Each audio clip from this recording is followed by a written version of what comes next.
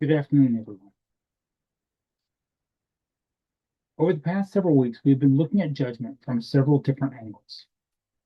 On July 20th, we said, technology simplifies architecture, technology amplifies structure, or the lack of structure. On the 27th of July, we looked at diagnosis, and we said that before we intervene, we need to understand what problem the evidence is actually describing and which constraint is actually governing the system. Or said another way, the presenting problem may not actually be the current system constraint. On August 3rd, we looked at tools. We said access creates possibility, competence creates execution, judgment decides what belongs. And last week, on August 10th, we looked at outside answers. We said you can borrow an answer. You cannot transfer responsibility for the consequences of that answer back to the provider. And judgment is agency applied to a specific context. Last week ended with the idea that the objective is not original answers, it is owned decisions. Today, we're going to take that to the next step. What happens when that owned decision is no longer exercised only once? What happens when we turn the decision into a rule, put it into a system, and give the system permission to act again tomorrow, and the day after that, and next week, and while we're sleeping, and for the next 100 people who meet the conditions that we specified in the rule? That is what automation changes. Automation does not merely help us do something faster. It gives an earlier decision persistence. So today's governing proposition is automation gives a decision persistence. Judgment determines what deserves to persist. And the question in the middle of the slide is deliberately not what should I automate? It is, what are you teaching the system to repeat? Because the value of automation is precisely that it does not require us to stop and rethink every ordinary instance. That is the point. If I have to personally decide every time another appointment reminder should be sent, I have not gained back much time from the system. But with that capability to automate comes a very important responsibility. If the system is not going to ask again, then the judgment has to occur somewhere else. It has to occur earlier. Today is about where the judgment lives, where the system's authority begins and ends, and where authority should reside when the ordinary rule stops fitting.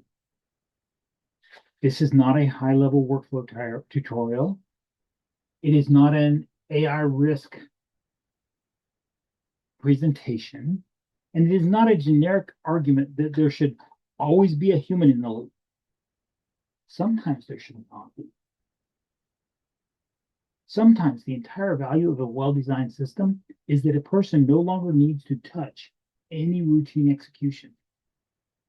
The question is not simply, where can we keep a human involved or not involved? The better question is, where should authority reside? This image gives us the basic model. On the left is a person who is making a decision, just one decision. And maybe that decision takes 20 minutes, maybe it takes one afternoon. Or maybe the decision comes after months of working through the situation in a field environment. But eventually, the person with authority says, when this set of conditions happen, I want this system to repeat. That decision can now become an encoded rule. And then the system can begin executing it across time, across customers, across channels, across volume, at scale. And that is what makes automation powerful. The decision does not disappear when I close the laptop. It keeps acting. So for today, a useful working definition is this. Automation is a system that causes an action, sequence, rule, or response to occur without requiring a person to initiate every individual instance manually. Notice that nothing in the definition requires AI. Automation and AI are not synonyms. A reminder can be sent 24 hours before an appointment, and that's an automation. A pipeline stage can change because a condition became true, and that can be an automation. A task can be created when a form is submitted, and that can be an automation. An email can be marked as spam because of indicators detected by AI, and that can be an automation. AI may introduce different kinds of interpretation or content generation, but the underlying governance question remains the same. What did we give the system permission to do? And for today's discussion, there are a few other terms we're going to need. A trigger is the condition the system interprets as permission to begin. So the trigger encodes an earlier decision, which is, when should this happen? A rule describes what the system should do under that anticipated condition. An exception is a situation where the normal rule no longer adequately fits what is actually happening. And that is important. An exception does not necessarily mean that the automation failed. It may mean that the automation has reached the boundary of the judgment that is encoded within it. And an escalation is what happens when the system reaches that boundary and deliberately transfers the situation to another person, role, system, or decision process. And finally, monitoring is how we determine whether the automated behavior continues to produce what we intended. And we're going to come back to these ideas later. For now, there are three major stages on the slide: the decision, the encoded rule, and the repeated execution. And the sequence allows us to distinguish different amounts of embedded judgment. If someone says, send an automated reminder 24 hours before the meeting, that is a relatively settled judgment. We are mostly automating a task. Capture an inquiry, assign ownership, acknowledge receipt, create a task, and move the opportunity. That coordinates several decisions into a process. If this condition is true, then do that. Otherwise, do the other thing. Encodes conditional logic. If then, do that. Else, do some other thing. Now, when the system communicates with an outside person, something else is happening. The system is now representing the business or the nonprofit. And that is why tone matters, timing matters, expectations matter. If multiple automated actions collectively shape what someone experiences, the system is participating in part of the relationship. And this does not mean that we should stop automating. It means that the amount of prior judgment and responsibility changes as the automation becomes more consequential. So, automation is a decision that keeps acting. And once that decision keeps acting, the quality of the decision matters more than it did when the action happened only once.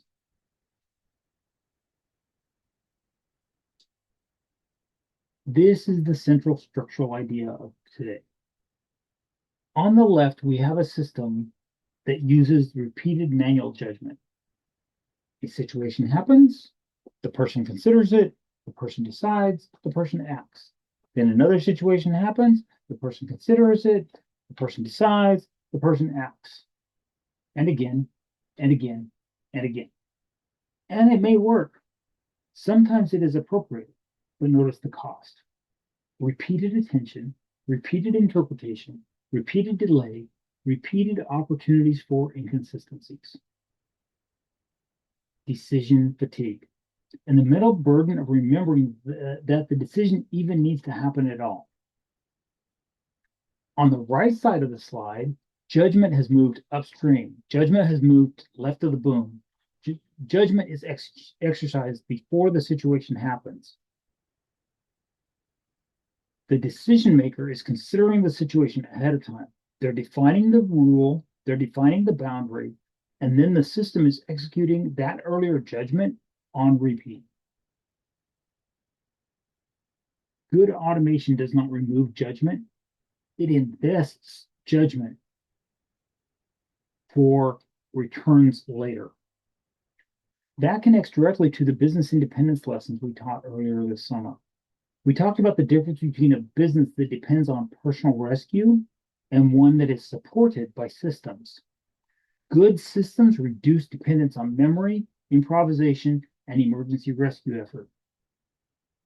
Systems enable routine things to happen routinely. And that preserves capacity for the things that actually require judgment in the moment.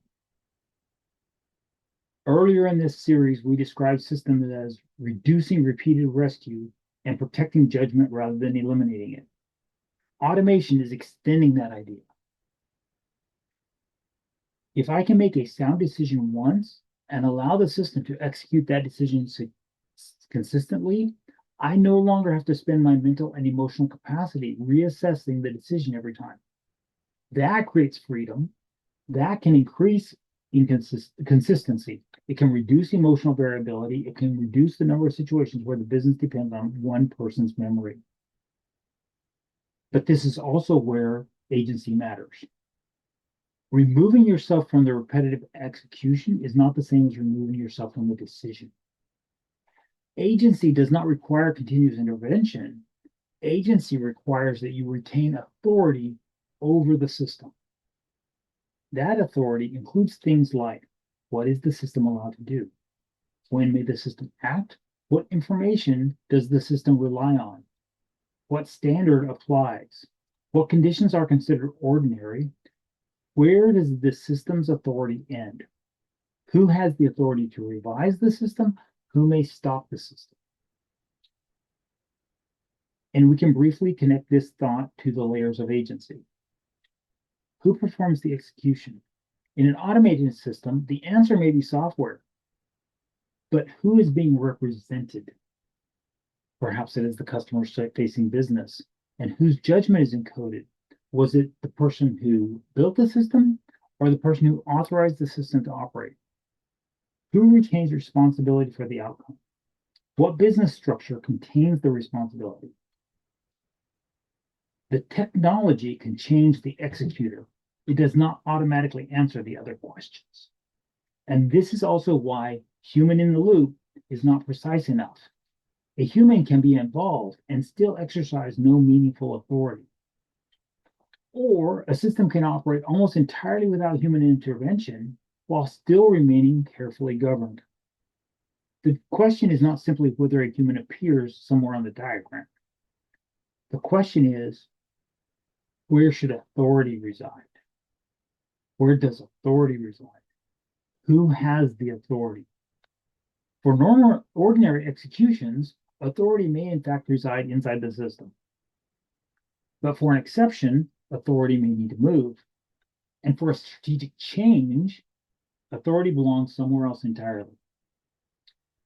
Good automation does not eliminate those distinctions.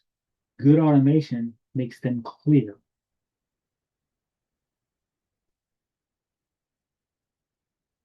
And now we reach one of the places where automation exposes fuzzy thinking very quickly.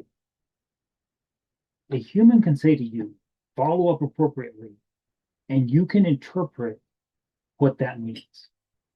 A person can consider whether we've already spoken with the contact, what the last message said, whether the person expressed interest, whether the person declined, how much time has passed, whether the offer is still relevant, whether another message would be helpful or irritating. A human carries a great deal of unspoken context into the tasking, follow up appropriately. The system does not receive the word appropriately and magically inherit all of that judgment. A system needs something concrete and operational. We trigger, data, timing, conditions, actions, stop rules. So the anchor here matters. The system cannot execute judgment you meant to encode. It can only execute the rule that you actually encoded. Or consider another common phrase. Send this to qualified leads. Okay, what is qualified? Who decided? What information tells the system that the person qualifies? Is that information reliable? Is it current? What happens when some of the information is missing? A human can look at the entirety of the situation and recognize this person clearly does not fit, or this person probably fits. We just have some gaps in what we know. The system sees fields and rules. The person sees a situation. Or consider, ask satisfied customers for reviews. Sounds reasonable. How does the system know that the customer was satisfied? Is the project being marked complete evidence of satisfaction? Sometimes yes, but perhaps this project was completed and the customer still has an unresolved concern. Technically, the trigger fires correctly. Contextually, the timing may be terrible. And this connects directly to last week's lesson where we said answers carry context with them. Automation carries context too. Every automation contains assumptions. Suppose you have a 7-message nurture sequence. Technically, it works perfectly. Every wait step works, every message sends, every branch performs exactly as configured. But the workflow may assume the contact consented to the communication in the first place. 7 attempts are an appropriate tempo. That nobody from the organization has spoken to the person outside the automation. That the offer being presented is still correct. That someone will notice if the person replies. That automation can be technically correct and contextually totally wrong. And if you're paying attention, that should sound familiar from August 3rd. Access creates possibility, competence creates execution, judgment decides what belongs. And today we're going to add, judgment also decides what should continue happening after no one has reviewed each individual execution. That is a whole different level of responsibility. It is relatively easy to look at one bad message and say, I should not have sent that. Automation asks us to decide in advance when that message should be sent to many people and when the rule should cease to apply. So if we're going to write a message and we don't govern it, if we send it to people at scale. The system is repeating the rule, not the good intentions we had when we were building the system. And I want to make this idea deliberately simpler because I do not want the lesson to create the impression that every automation is some terrifying philosophical decision requiring a governance committee and 17 review meetings. Some automation is beautifully ordinary. A person books an appointment. The system sends them a confirmation. It sends them a reminder. The appointment happens. Notes are recorded. Notes are sent as a follow-up. This is a very reasonable place to reduce repeated human attention. The judgment is relatively settled. Someone has already decided which appointment types qualify, whether the confirmation should be sent, how quickly it should be sent, whether the reminder should go out, and if so, how far in advance. What meeting information belongs in the message, how someone should cancel, and how someone should reschedule. Once those decisions are made, having a staff member manually remember to send every reminder adds very little value. That is exactly the kind of cognitive burden that systems should be removing. But even here, notice that there are off-ramps. The customer may request more information before the actual meeting. They may cancel, they may reschedule. And suppose that the appointment gets rescheduled manually, but the old reminder remains active. The system, when it sends that reminder, did not rebel. The system simply followed the rule. The business stays changed without the automation being updated. Or maybe the customer responds to the confirmation with a question.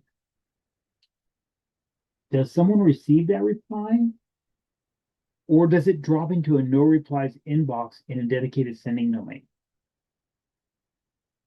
Does the system continue happily sending the next reminder from the dedicated sending domain while the customer is waiting for an answer to their question?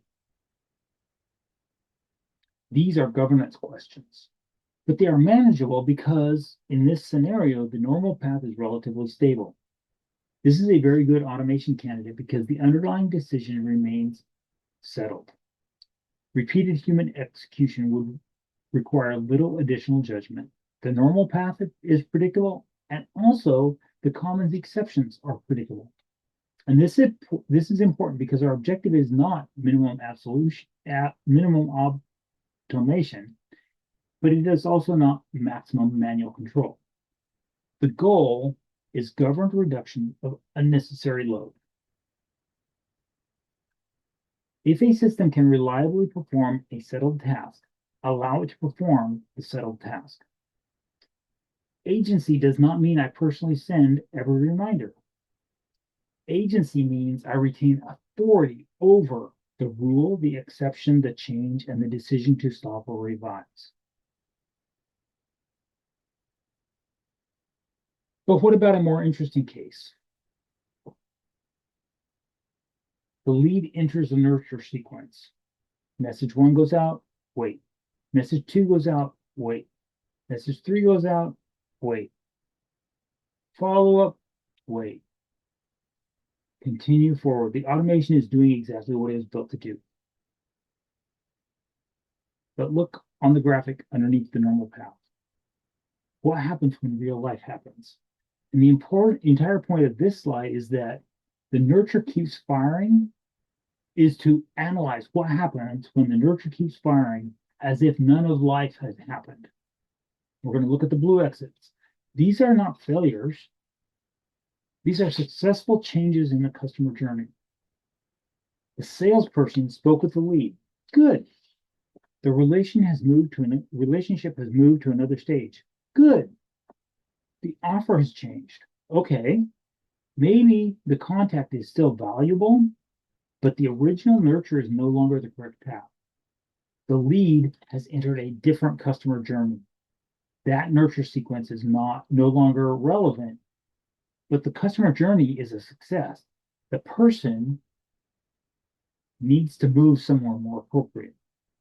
These are blue exits because the lead should be off ramp from the nurture and move forward in a new customer journey. Consider also the orange exits. The lead has declined. That doesn't mean the person should be punished with 3 more reminders of what a great offer this is. A decline may be a perfectly good outcome. We can terminate the automation gracefully and part ways while still remaining friendly. Or what happens when the data is bad? Continuing to automate against bad information does not make the data better. It only further pollutes our database and confuses our business analytics. Or, as I alluded to a moment ago, what if there's an unexpected reply? The person has done something that the ordinary rule did not anticipate. This does not necessarily mean that the relationship is over. It means that renewed judgment is necessary. Notice what the automation does if none of those changes is recognized by the system. Nothing. The rule remains active. The wait steps keep ticking. The messages keep sending. The nurture sequence continues. So the question for you to consider is this: did the automation fail, or did the rule continue to operate even after it had stopped fitting the scenario? That distinction is critical. The technical builder may in fact say the workflow worked perfectly. And technically, that may be completely true. The workflow executed every step correctly. The governance failure happened somewhere else entirely. we failed to define when the rule should stop applying. That means several things we often treat as technical settings are actually manifestations of prior judgment. Things like trigger logic. Who should enter this sequence in the first place? Ownership. Who is responsible for knowing when the relationship changes? Data. What information tells the system what is happening? Stop conditions. What business event should cause the nurture to end? Exception handling. What happens when the normal sequence no longer describes the relationship? Escalation. Where does authority go next? And this also provides a useful 9 business models distinction. Imagine, for example, the exact same high-level workflow delivered in a snapshot. A SaaS provider may make that workflow available to a customer. The customer operates it inside their account, and the customer is responsible for the results. The SaaS provider is simply responsible for the technical execution. But a marketing partner may actively manage those communications on the customer's behalf. There is a shared responsibility. But to the market, every message bears the client's name. So who has agency in this situation? Or business model 6, the marketing agency may offer a hands-off, done-for-you service where the workflow exists totally inside something managed by the marketing agency. But that means that they own responsibility for protecting the client's reputation. If their overly aggressive marketing causes harm to the client's reputation, they may be liable. It's the same workflow, it's the same software, it's the same platform, it's the same snapshot, but different responsibilities. So once again, the automation does not define the business model. The business model governs implementation of the automation. And this also shows us a connection to the 9-point marketing plan. The automation cannot make a wrong strategic decision right through repetition. In fact, it can very often make a wrong decision more consistent at scale, which brings us to the deeper structural issue. A good automation cannot be defined only by its normal path. So the example we're using on this slide, nurture is only one part of marketing. If the actual problem is with step 1, the audience, or step 2, the offer, or step 3, the channel, or step 4, lead capture, or step 6, sales conversion, or step 7, delivery, simply improving the nurture automation at point 5 of the marketing plan does not solve the underlying strategic problem. Automation gives a decision persistence. That might be good, but it also might be very bad.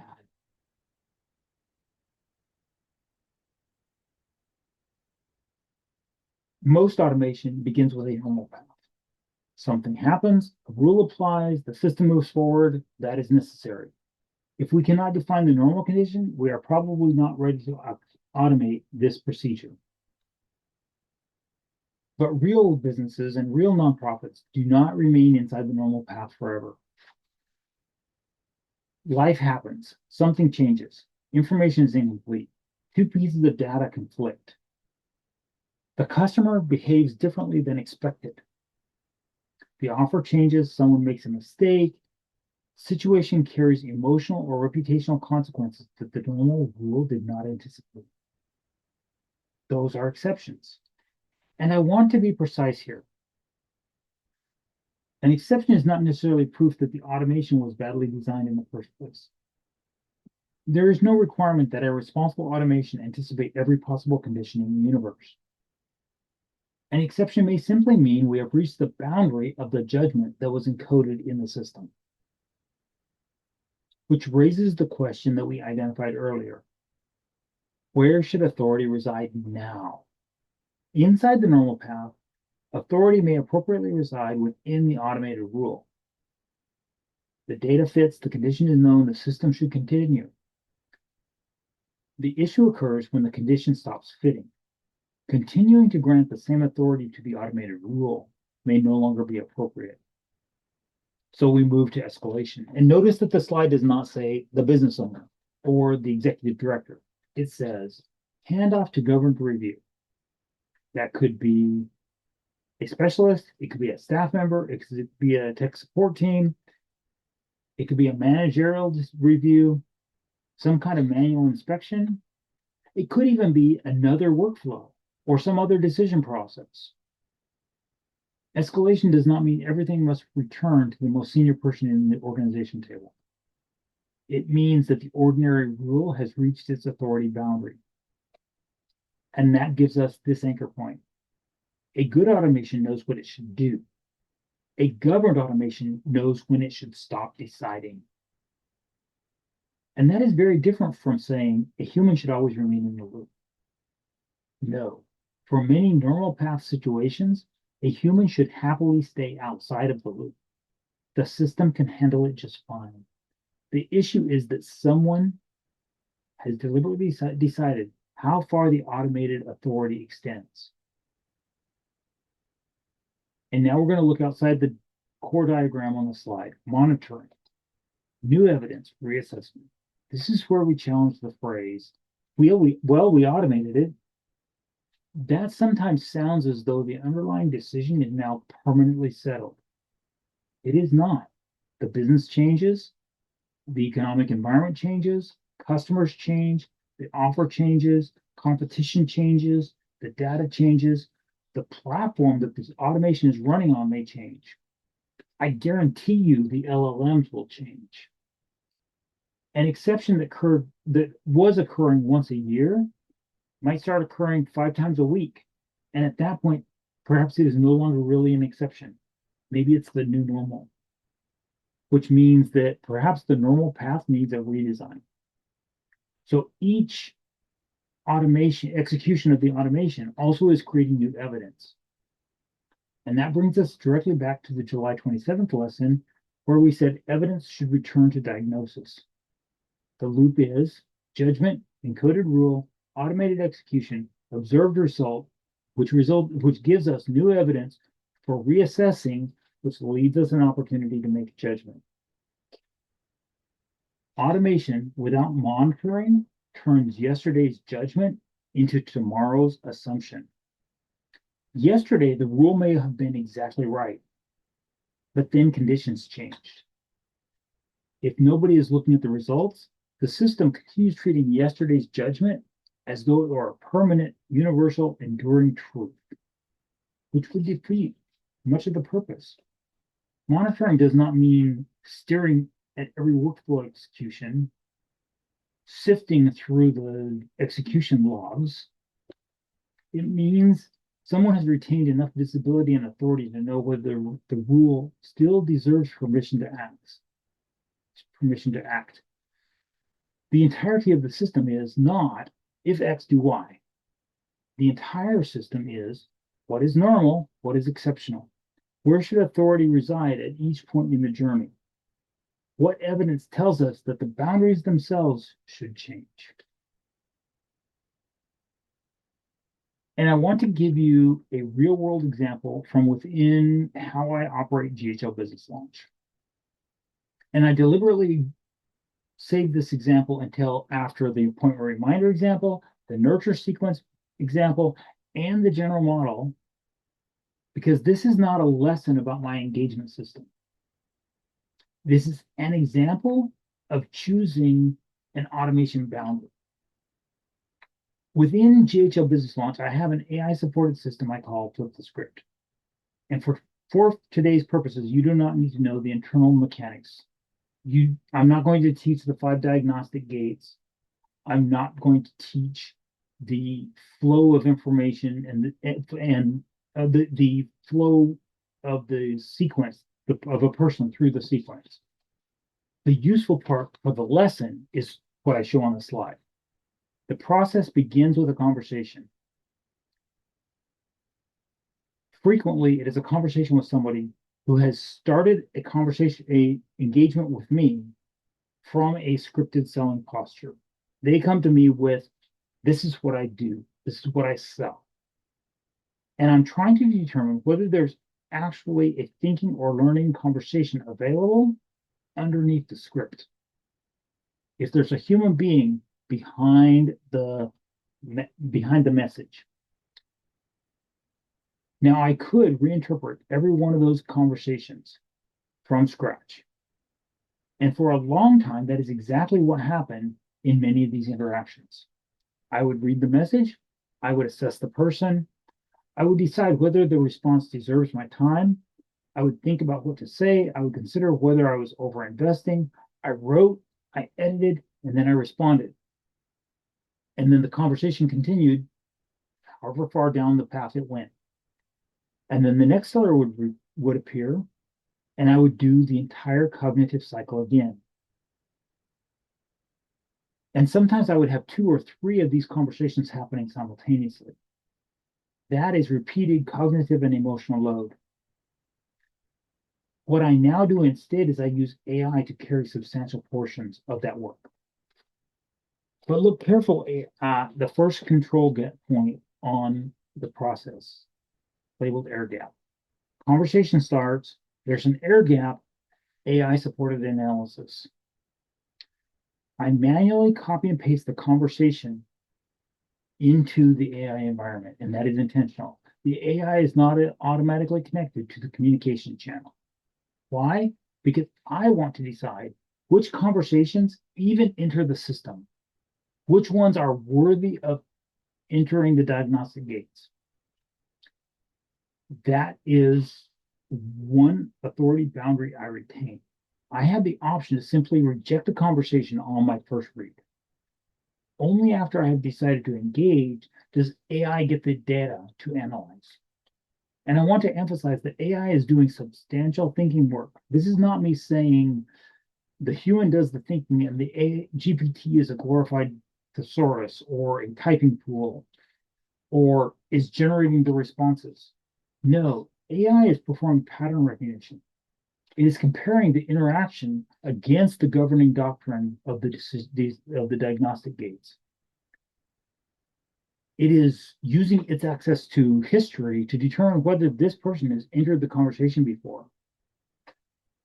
It is surfacing structural patterns that are repeating to help me refine the doctrinal gate, the diagnostic gates.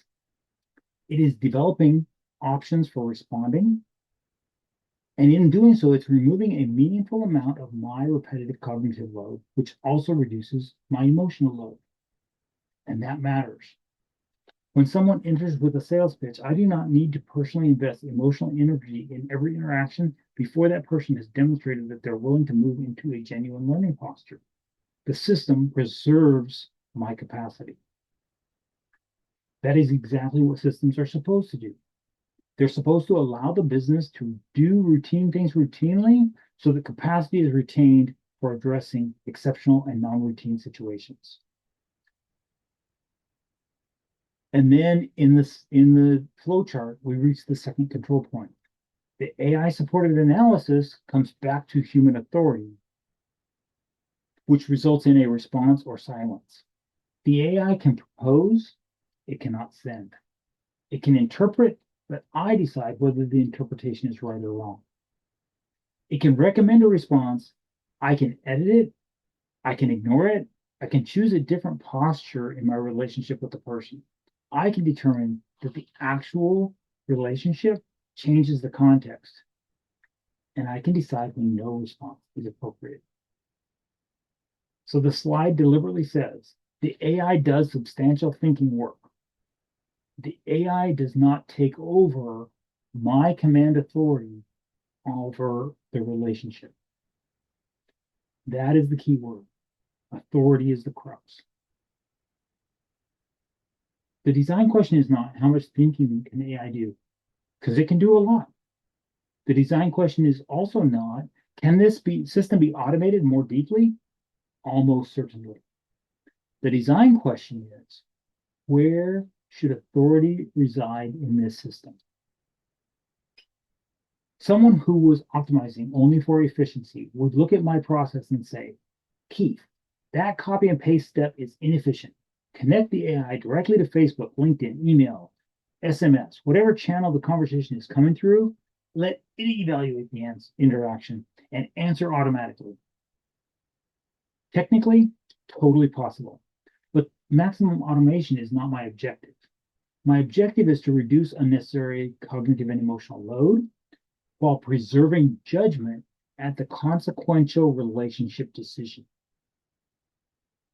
The air gap is therefore not accidental, and it is not merely a failure to integrate the software. It is a deliberately retained control point. The air gap preserves my agency over the interaction with this person. And I do want to qualify that immediately. That does not mean every AI system needs a manual copy and paste air gap. That does not mean AI should never communicate directly with the customer. It does not mean manual involvement is inherently more ethical or more responsible. Those would be bad generalizations from this one case. The generalization is automation depth should be governed by content, context, consequence, authority, and the amount of judgment required for that system to operate effectively. Different than efficiently. And in this particular system, the relationship decision is consequential enough that I want to retain authority at both interaction points between the person and the AI. And notice how now the entire lesson that I'm presenting today appears inside this case. My judgment has moved upstream of the system. The doctrine was established and the diagnostic gates were finalized before this conversation entered the system. I do not now reinvent the engagement philosophy every time. My cognitive work is delegated, and AI carries a substantial pattern analysis and reply option generation. My agency is retained. The AI cannot independently act in the relationship between me and the individual, which means exceptions remain governable. I can reinterpret, override, modify, disengage, or I can just remain silent. Monitoring is inherent. Each engagement creates new evidence about how the framework is performing.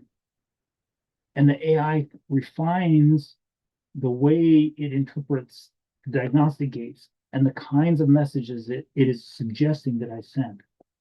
But responsibility remains human. It is my conversation. It is my learning environment. It is my responsibility to decide what happens next. So this example is not a celebration of keeping the human busy.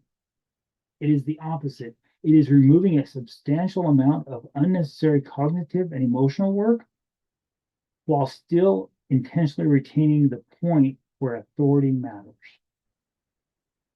Not every removable human step should be removed.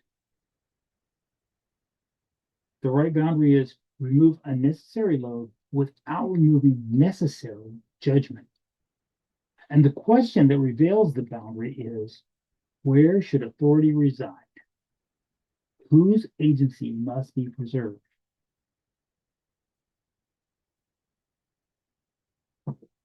So let's close with a look at three operator postures. The first is the manual operator. The manual operator remakes ordinary decisions repeatedly. The business depends on the operator remembering, noticing, reinterpreting, deciding, and intervening. There is plenty of judgment being exercised, but too much of that judgment is being spent on the same ordinary conditions again and again and again, and that does not create freedom. It creates dependence on the operator's continued attention. The second posture is the automation-led operator. This person sees repetition and asks, can I automate it? I have a feature. The activity is repeating. There's a template. There's a workflow. There's a super agent. There's an agent action. So the operator automates. And that can create efficiency. But if the underlying decision, boundary, and responsibility were never governed, the system can efficiently repeat something that should not persist. And I have some of those things in my Vulcan marketing account, by the way. Third is the self-governing operator. This operator asks a different set of questions. What decision is this system repeating? Who made that decision? Was that decision deliberate or inherited? What assumptions are embedded in that decision? What information does the system rely on? What happens when the information is wrong? What is the normal path? What counts as an exception? Where does automated authority end? What causes an escalation? Perhaps most importantly, where should authority reside when the situation changes? Who monitors whether the rule even fits? Who may change the system? Who may stop the system? What responsibility remains even after execution has been delegated? Notice that the self-governing operator does not necessarily use less automation. They, in fact, may use much more. The difference is not how much automation exists. The difference is whether the automation sits inside governed authority. That is the same distinction that we've been building throughout the month of August. Judgment does not mean manually doing everything. Agency does not mean retaining manual control of every task. Self-governance does not mean standing in the middle of every process so that nothing can happen without you. In fact, that's usually a very poor system. The point is to put authority in the right place for that particular system. For the appointment reminder, authority may in fact reside almost entirely within the system. For the ordinary nurture path, authority can remain with the rule as long as the underlying conditions remain true. When the relationship changes, the authority may need to enact an off-ramp or an escalation. In Flip the Script, AI is receiving a substantial analytic authority, but not command authority over the human-to-human relationship. Different contexts, different consequences, different boundaries. Same governing question. Where does authority reside in this system? So as you look at your own systems, I want you to consider 6 questions. What decision is this automation repeating? What assumptions or info does the decision depend on? Where does the normal rule stop fitting? What happens when the boundary is reached? Where should authority reside at that point? What responsibility remains with me, even though execution has been delegated? And here are 2 practical ways that you can apply it today. Which manual step in one of my systems is simply unnecessary load? Maybe it should just disappear. And the corollary, which manual step in one of my systems is actually preserving my judgment or my agency? Maybe that one is there for a reason. The objective is not just maximum automation. It is also not minimum automation. It is governed automation. Automation should reduce the need to remember. It should reduce unnecessary improvisation. It should reduce repeated effort. It should reduce cognitive load. It can reduce emotional load. It can reduce the number of times your business depends on you personally rescuing perfectly ordinary situations. That is good. That is what systems are for. But automation should not accidentally transfer authority merely because execution was transferred. Judgment moves upstream. Execution becomes repeatable. Responsibility remains governed. And agency does not require continuous intervention. Agency requires retained authority over the system.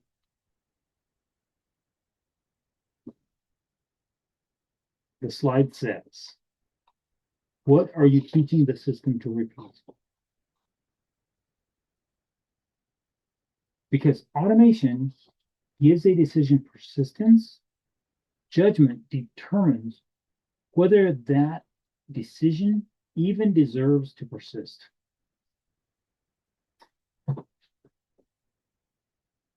Before I sign off, I want to connect the theory to one place where you can practice it.